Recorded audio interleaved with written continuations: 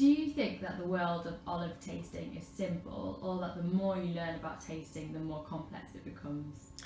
Well, that's a good question. I think it can be simple if that's what you want. It's as simple as tasting an olive oil. You just open up the bottle and you smell it and you think about, is it a fresh smell or not? It can be as simple as that. And it can get gradually more complicated if you decide, well, you want to taste the oil and understand if it has a defect or if it's really fresh and extra virgin.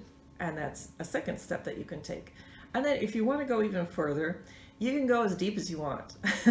And so you can think about the different types of defects or the different types of aromas. And it can be as complicated as you want or as simple as you want, but whatever suits your fancy. What does quality extra virgin olive oil mean to you?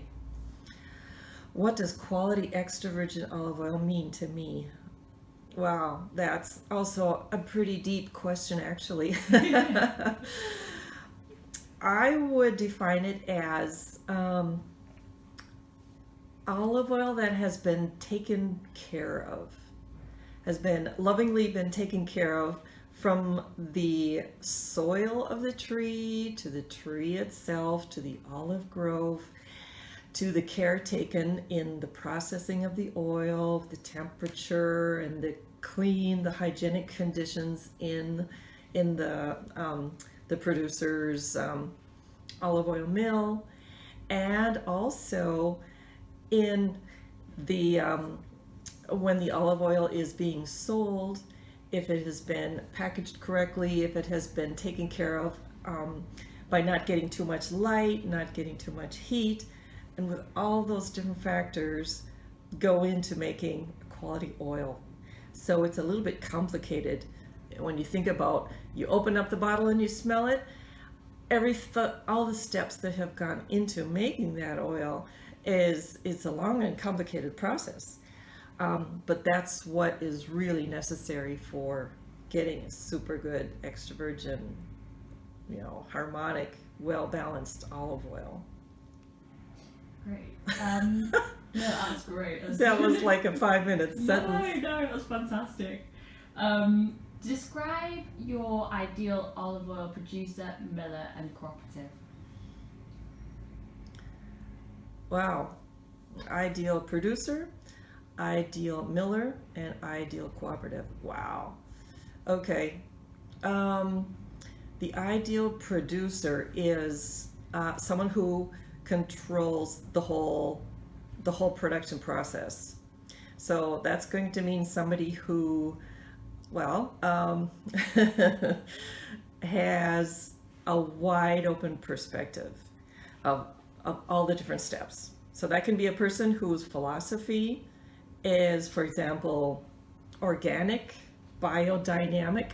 So we're starting with the philosophy of the producer because that will determine what kind of oil they're going to produce. So a producer is someone who thinks about the whole philosophy of production, um, and they're very meticulous about the quality of the hygienic conditions of producing olive oil, and they're also very conscious of the selling conditions. So to be a producer is somewhat complicated. Now, if we're talking about an ideal miller, I think that the ideal miller is someone who has, for example, an obsessive compulsive disorder. A person who is OCD would be a perfect miller. Because a miller has to take really meticulous care of the machinery, making sure it's clean, making sure the olives are clean when they're coming into the mill. So my ideal miller is someone who has OCD. But you get what I mean. Yeah. Okay, and the next one was the ideal cooperative. That's a very good question because in Spain there are so many cooperatives for olive oil, and they're actually a very large part of the whole market.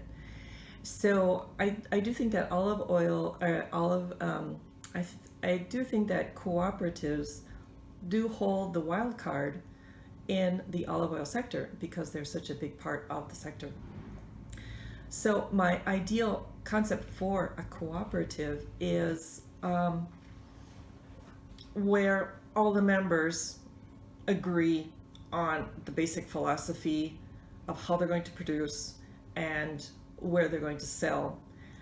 And of course, that is never an easy task because a cooperative has so many members and it's really difficult to get people to agree on something. So, but that is an ideal. If the members can get together and get organized, they'll be able to really become competitive in the market and create an excellent oil. So I'm not saying that all cooperatives need to aim for the high-end market, but the ones who do, I think it would be sort of rewarding to be able to do what a cooperative is supposed to do, whereas to be a group of people that have this one similar aim and a goal in mind. And it's quite nice to think of a group of small producers that can compete at an international level with all the other players in the game. So it's really difficult, but I do think that there's a lot of potential for the cooperatives in Spain. What do you think about those that want to start a business in olive oil but aren't trained in tasting professionally? Right. Well, like I was saying before, I do think it's like trying to fly an airplane without having taken flying classes. So it's kind of a suicidal mission. So it's well, it may be possible, but that's not what we want to hear. It's really absolutely essential if you want to be a professional in the olive oil business. You really have to know the basic vocabulary, the basic processing. You want to know who the miller is, how do they mill, and the more that you can educate yourself about those factors and about the whole process, the better you're going to be able to present your product and convince your clients that what you're presenting is high quality. Finally, I would like to thank you again for joining us today. It's been lovely to hear about your experience at Estelle. Well, thanks so much for inviting me. Thank you. Bye.